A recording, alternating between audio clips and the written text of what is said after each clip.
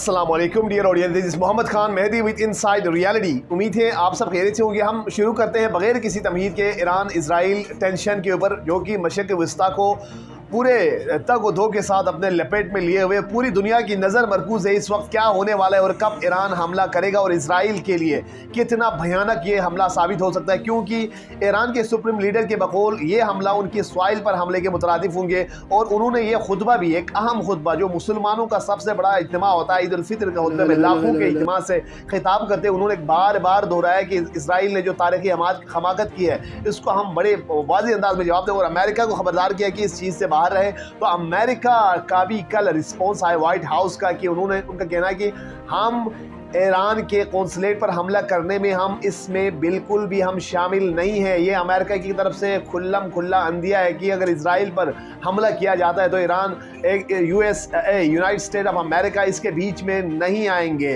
अब ये मारिका काफ़ी उरूज पे पहुंचा है और मिडिल ईस्ट का नक्शा तब्दील होने जा रहा है। ऑलरेडी प्रॉक्सीज ने इसराइल को घेर लिया हुआ है। इसराइल के जो आयरन डोम है और उसको कंकर करने का और इसकी जो सोफिस्टिकेशन का जो ख्वाब था वो ऑलरेडी रद्दी की टोकरी में चले गए। उसका जो ख्वाब था वो चूर चूर हो गया और हमास ने अल-अक्सा तूफान ऑपरेशन में उनका जो एक इम्प्रेशन था आयरन डोम का उसको दुनिया के सामने एक्सपोज किया है। इसराइल के हाई अलर्ट है, इसके अंदर जो मिलिट्री इंस्टॉलेशन से, आर्मी जो पर्सनल से और तमाम इसराइल के जो एरियाज से उसमें सिक्योरिटी का भी अलर्ट है। आयरन डोम को एक्टिवेट किया गया है। अमेरिका से बैटरीज जो anti defence ballistic missile system है इसके बैटरीज लाए गए और ईरान अमेरिका ने इसके अलावा दूसरी अहम बात यह है कि अमेरिका ने कहा कि इसराइल के ऊपर अगर हमला होते हैं तो उसकी जो इसराइल का जो सिक्योरिटी है वो आयरन क्लेड है। इसराइल की जो प्रोटेक्शन है वो अमेरिका का सबसे बड़ा जो एक स्टांस होगा उसके ऊपर अमेरिका समझौता नहीं कर सकते। क्या अमेरिका और ईरान डायरेक्ट कॉन्फ्रंटेशन कर सकते हैं? ईरान और इसराइल के बीच में डायरेक्ट वॉर हो सकती है। और रूस ने भी हम इंतबा किया अगर ईरान और रीजनल पावर के बीच में अगर ये जंग होती है तो ये बहुत संगीन सूरत हाल इख्तियार कर सकते हैं। Excuse me. और ईरान के वज़ीर ख़ारिजा ने बताया अगर यूनाइटेड नेशन इसको करते, अगर कंडम करते इसराइल के हमले को जो कि ईरान के कौंसलेट पर किया, ये इंतहाई किस्म की बेहुदा हरकत है और इंटरनेशनल लॉज की वायलेशन है, उसको यूनाइटेड नेशन के सिक्योरिटी काउंसिल ने इसको खबरदार उसको कंडम नहीं किया। अगर करते तो हम हमला नहीं करते, रिटेलिएट नहीं करते। ये बहुत अहम बड़ा बयान है और अमेरिकन थिंक टैंक ने ऑलरेडी इसराइल को इंतबाह किया है और इसराइल के सोल्जर्स लेबनान की बॉर्डर पर भी जमा होने लगे हैं। ये जहाँ ये परस्यू करते हो कि इसराइल के हिजबुल्लाह की साउथ में जो हिजबुल्लाह की जो पावर है लेबनान में वो काफ़ी अरूज पे है, वो काफ़ी स्ट्रॉन्ग है। और हिजबुल्लाह ने कहा कि हमने सिर्फ अपने 1% मिलिट्री पावर यूज़ किया अब तक और हमने जो भी चीज़ें ड्रोन भी किए, मिसाइल किए, यूज़ किए वो इंडिजीनस है और वो हम एक्सपोज करेंगे जब इसराइल के साथ खुल्लम जो फुल फ्लेज वार होगा तो हमारे पास जो इंडिजीनस सोफिस्टिकेटेड मिसाइल से हम सरप्राइज देंगे। और हसन नसरुल्लाह ने भी खिताब में कहा इसराइल किसी किस्म की शक में गुमान में ना रहे, हम उनको छोड़ देंगे।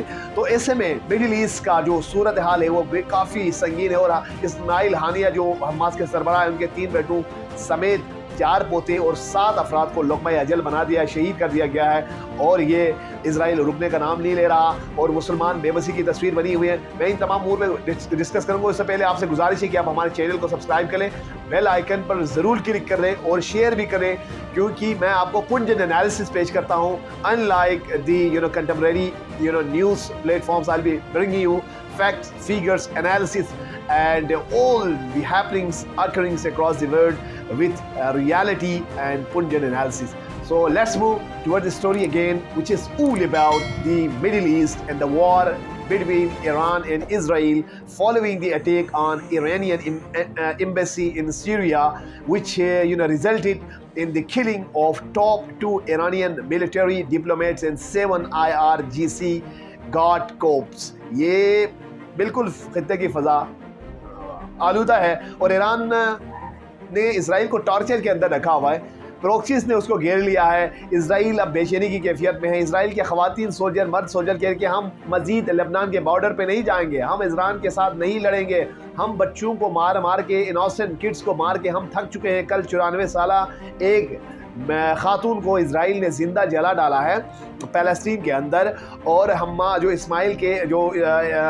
के जो सरबराह है इस्माइल हानिया के तीन चार छोटे पोते हैं, उनके 3 बच्चे, जवां साला बच्चे हैं, उन तमाम को गाड़ी में बॉम्ब एयर स्ट्राइक करके मारा है। मगर इस्माइल हानिया का जो हौसला था, उसको जब लाइव कॉल पे बताया गया कि उसके बच्चों की हलाकत हुई है, वो पहले परेशान था, मगर उस खबर को सुनते हुए उसने सजीदा ये शुक्र लाया और उसने जिस पैशंस का मुजाहरा किया, पूरी दुनिया हैरान है उसकी सब्र को देखकर, उसकी आहत को देखकर, उसकी ईमान को देखकर और फ़लस्तीनियों की इस्तकामत और सब्र को देखकर।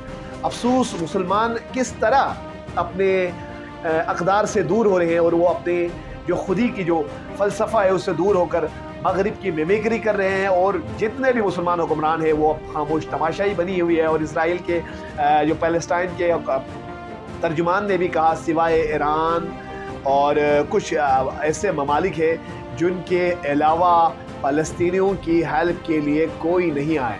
फ़लस्तीन ये शिकायत अल्लाह के रसूल से करेंगे क़यामत के दिन। और जो उनके बच्चों के साथ पेश आया है वाक़या, जो उनके 30,000 के करीब मारे गए हैं, इसमें मुसलमान बिल्कुल जैसे ऐसे बैठे जैसे उनके हाथ बंधे हुए, डिस्पाइट वो न्यूक्लियर पावर है, डिस्पाइट उनके पास नेचुरल रिसोर्सेज है, डिस्पाइट वो अमेरिका को फ्यूल देते हैं, अमेरिका की हाँ में हाँ मिलाते हैं।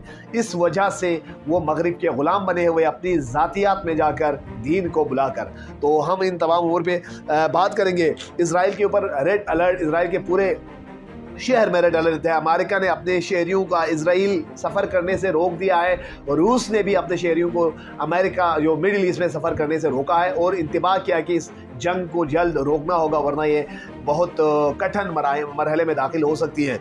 और बर्लिन ने कहा है, जर्मनी ने, avoiding further regional escalation must be in everyone's interest. We urge all actors in the region to act with responsibility and exercise maximum restraint. कम से कम ताकत का मुजाहिरा करे, ये सब के मफाद में होगा, वरना मिडिल ईस्ट जल जाएंगे, आगो खून में होंगे, न्यूक्लियर वार होगा, दुनिया जल जाएगी और पॉवर्टी बढ़ेगी, पॉल्यूशन बढ़ेगी और वॉर को तकवीत मिलेगी। क्रिमिनल्स का जो क्राइम का रेशो है वो ऑलरेडी बढ़ जाएगा।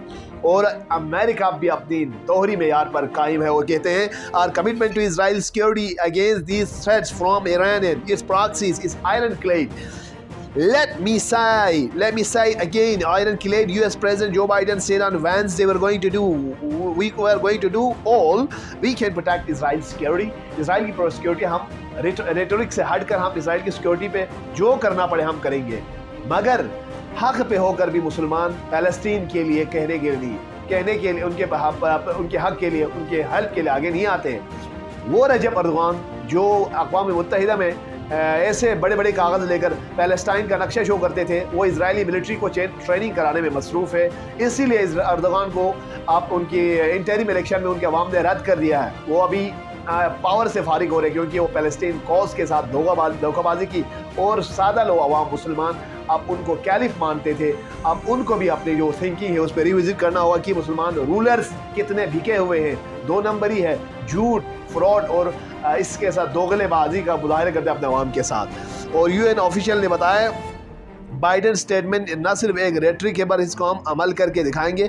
इसराइल के थिंक टैंक ने कहा इसराइल अंडर सिवियर प्रेशर है, थ्रेट के अंदर मौजूद है। रिपब्लिकन सेनेटर टॉम कॉटन ने कहा है अपने एक